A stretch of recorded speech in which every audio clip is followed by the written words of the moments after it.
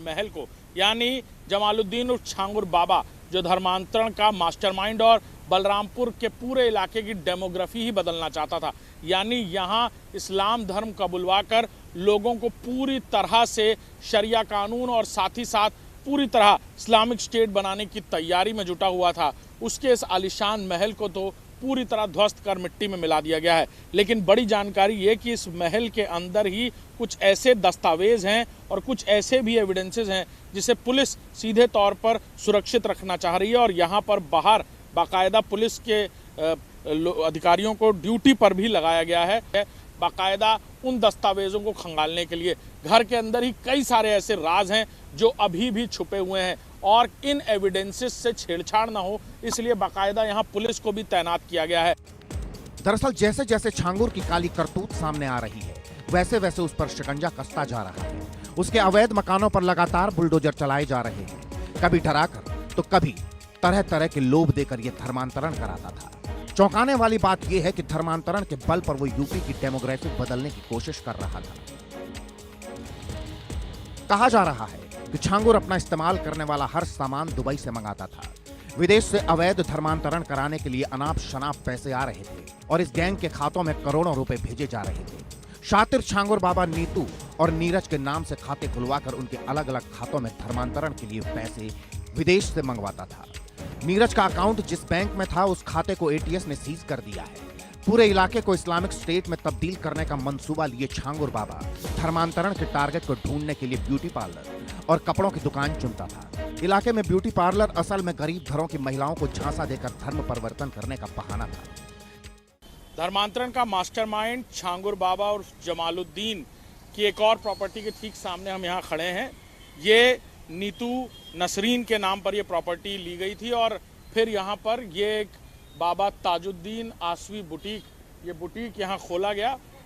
सीधे तौर पर कहा जाए तो जिस तरह डेमोग्राफी बदलने की बातें शुरुआती जांच में सामने आई हैं, वो सीधे तौर पर ये हैं कि पूरे इलाके में अलग अलग व्यापारों में धीरे धीरे छांगुर बाबा अपने लोगों को इन्वॉल्व कर रहा था, ताकि वहाँ से वो गरीब मसलूम लोग जो किसी तरह धन के अभाव में या फिर बेरोजगारी का शिकार हैं, उन्हें किसी तरह से लाखों रुपए का लालच देकर धर्म परिवर्तित करने के लिए ब्रेन वॉश किया जा सके। और इस तरह के व्यापारों से जुड़कर सीधे तौर पर वो यहाँ की डेमोग्राफी बदलने की कोशिश कर रहा था।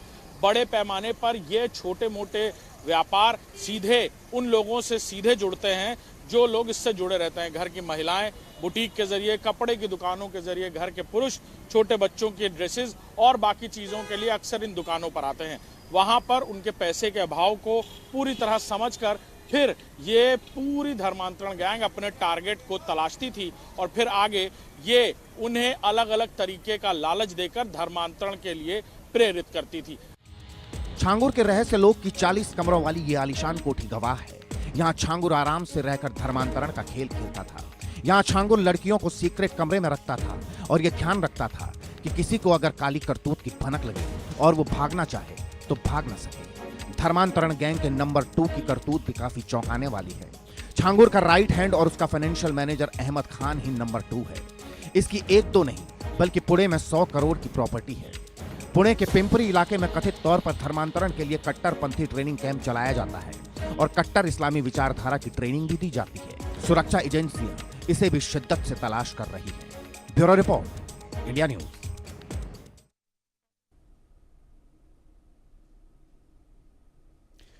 जैसा कि आपको हमने इस रिपोर्ट में बताया कि यूपी एटीएस आज छांगुर बाबा को लेकर उसके महल नुमा घर पर पहुंची। एटीएस ने छांगुर की निशानदेही पर उसके घर से धर्मांतरण और विदेशी फंडिंग से जुड़े दस्तावेज बरामद किए और इसी को लेकर वहां पर हमारे संवाददाता अभिषेक पहुंचे, जिन्होंने एक रिपोर्ट तैयार की। यूपी एटीएस की टीम छांगुर बाबा यानी जलालुद्दीन को लेकर यहां पर पहुंची। अब ये तस्वीरें, एक्सक्लूसिव तस्वीरें देख रहे हैं कि धर्मांतरण के उन दस्तावेजों को और सारे सबूतों को खुद तस्दीक कराने के लिए छांगुर बाबा को लेकर यूपी एटीएस की टीम उसके इस महलनुमा घर में पहुंची उतरौला में, जिसे ध्वस्त किया गया था। और उसके ठीक सामने की इमारत में जहां वो रहता था वहां यूपी एटीएस की टीम पहुंची है छांगुर बाबा को लेकर। और देखिए आप गाड़ी में, ये सामने स्कॉर्पियो गाड़ी है, ये इसी गाड़ी में छांगुर बाबा मौजूद है। जो तस्वीरें आप देख रहे हैं, चारों तरफ से यूपी एटीएस के कमांडोज और बड़ा प्रशासनिक अमला और छांगुर बाबा को बाकायदा यहाँ लाया गया है, एक एक सबूत खुद तस्दीक कराने के लिए, यानी मौका मुआयने के लिए। और खुद छांगुर बाबा यहाँ एक एक राज खोलता हुआ धर्मांतरण के पूरे गैंग के नजर आएगा। खासतौर पर छांगुर बाबा ने किस तरह ये धर्मांतरण कराए, उससे जुड़े हुए सबूत और दस्तावेज खुद छांगुर बाबा ने यहाँ यूपी एटीएस की टीम को आकर दिखाए हैं। इसके अलावा और भी जो प्रॉपर्टीज़ और उससे जुड़े जो दस्तावेज हैं वो भी छांगुर बाबा खुद यूपी एटीएस को दिखाने के लिए यहाँ पहुँचा और उसको लेकर रिमांड के आज पहले दिन ही छांगुर बाबा को लेकर यहाँ पर यूपी एटीएस की टीम पहुँची हुई है। ये तस्वीरें, एक्सक्लूसिव तस्वीरें आप देख रहे हैं। हम जहाँ मौजूद हैं, छांगुर बाबा की वही सल्तनत है जहाँ पर अवैध अतिक्रमण पर बुलडोजर चला था और आज यूपी एटीएस की टीम रिमांड के बाद छांगुर बाबा को लेकर यहाँ पहुंची है। तस्वीरें आप देख रहे हैं, यूपी एटीएस के कमांडोज आपको तस्वीरों में नजर आ रहे हैं और छांगुर बाबा एक स्कॉर्पियो गाड़ी में मौजूद है और एक एक सबूत, एक एक जो धर्मांतरण को लेकर दस्तावेज हैं उनकी तस्दीक खुद छांगुर बाबा यहाँ करने पहुंचा है यूपी एटीएस की टीम के साथ। इन्वेस्टिगेशन की शुरुआती पूछताछ में जहां छांगुर बाबा ने कई सारे राज उगले थे और अब उनसे जुड़े हुए दस्तावेज और सबूत, खासतौर पर बैंक खाते, जो प्रॉपर्टीज खरीदी गई थी इस पूरे काले धन से, और साथ ही साथ धर्मांतरण से जुड़े हुए दस्तावेज, साथ ही साथ कई सारी विदेशी मुल्कों से जिस तरह से ये पैसे आ रहे थे उसको लेकर भी जो पूछताछ है वो विस्तृत रूप से चल रही थी। और आप देखिए कैसे ये ऊपर देखिए तस्वीरें, यूपी एटीएस के जो अधिकारी हैं वो ऊपर जाते हुए यहाँ से आपको तस्वीरों में नजर आएंगे। कैमरामैन से कहूँगा दिखाएं ये तस्वीरों में यूपी एटीएस के जो अधिकारी हैं, ये देखिए यहाँ से जाते हुए आपको नज़र आ रहे होंगे। और ऊपर इसी फ्लोर पर छांगुर बाबा अपने परिवार के साथ रहता था। किस तरह से ये जो मकड़ जाल पूरे देश भर में धर्मांतरण का फैलाया जा रहा था, किस तरह ये फंडिंग ट्रेल्स काम कर रही थी और किस तरह से ये धर्मांतरण व्यापक स्तर पर कराया जा रहा था। गरीब लोगों को किस तरह से अलग अलग रेट कार्ड ऑफर किए जाते थे, उनकी गरीबी, मजलूमी, गुर्बत का फ़ायदा उठाकर बड़े पैमाने पर धर्मांतरण कराया जाता था, उससे जुड़ा हुआ एक एक सबूत खुद यहाँ छांगुर बाबा पहुंचा हुआ है साथ में यूपी एटीएस की टीम के साथ और एक एक सबूत को खुद तस्दीक करा रहा है। यूपी एटीएस उसकी तस्दीक के बाद वहां से तलाशती हुई नजर आएगी और साथ ही साथ जो प्रॉपर्टीज यहाँ खरीदी गई उस काले पैसे से जो लैंड बैंक तैयार किया जा रहा था, जिस तरह डेमोग्राफी बदली जा रही थी, ये वो बातें हैं जिसे दिखाने के लिए खुद छांगुर बाबा को साथ लेकर यूपी एटीएस यहाँ पहुंची है। जांच का एक बहुत अहम बिंदु जिसमें पूरी जो क्राइम सीन है उस पर इस तरह से आरोपी को ले जाकर वहां पर रिक्रिएशन किया जाता है। और क्योंकि रिक्रिएशन नहीं किया जा सकता, लेकिन ईडी भी अब इस पूरे केस में मुकदमा लिख चुकी है और prevention of money laundering act के तहत कहां कहां वो लैंड बैंक और ज़मीनें खरीदी गई हैं इसकी जानकारी एटीएस से पूछी गई है।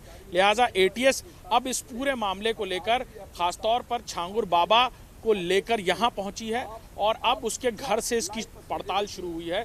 ये आप जो तस्वीरें देख रहे हैं एक्सक्लूसिव इंडिया न्यूज़ पर, ये वो तस्वीरें हैं जहां यूपी एटीएस का तमाम कमांडोज, यूपी पुलिस के जवान और यूपी एटीएस के अधिकारी छांगुर बाबा को लेकर यहाँ पहुंचे हैं। छांगुर बाबा के घर के उस फर्स्ट फ्लोर पर जहां वो रहता था वहां कहां उसने दस्तावेज और सबूत रखे थे धर्मांतरण से जुड़े हुए, और क्योंकि ये पूरा मामला इंटरनेशनल ह्यूमन ट्रैफिकिंग से भी जुड़ा हुआ है, कई मासूम बच्चियों को भेजा गया था जिनके बारे में अभी तक पता नहीं चल पाया। कुछ बातें कई बार पीड़ितों की तरफ से सामने आई हैं कि उनके परिवार के कई लोग विदेश गए थे लेकिन अभी तक वापस नहीं आए।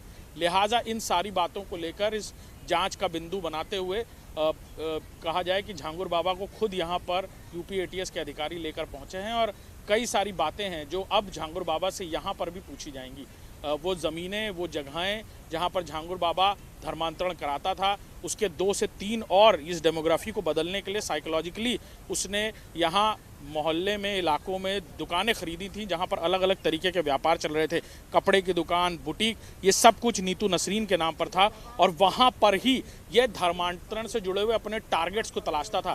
गरीब लोग वहाँ पहुँचते थे, मजलूम लोग वहाँ पहुँचते थे, गुर्बत की ज़िंदगी जी रहे लोग, और उन्हें ये लालच और डर का फ़ायदा उठाकर उन्हें अपना शिकार बनाता था। असल में छांगुर बाबा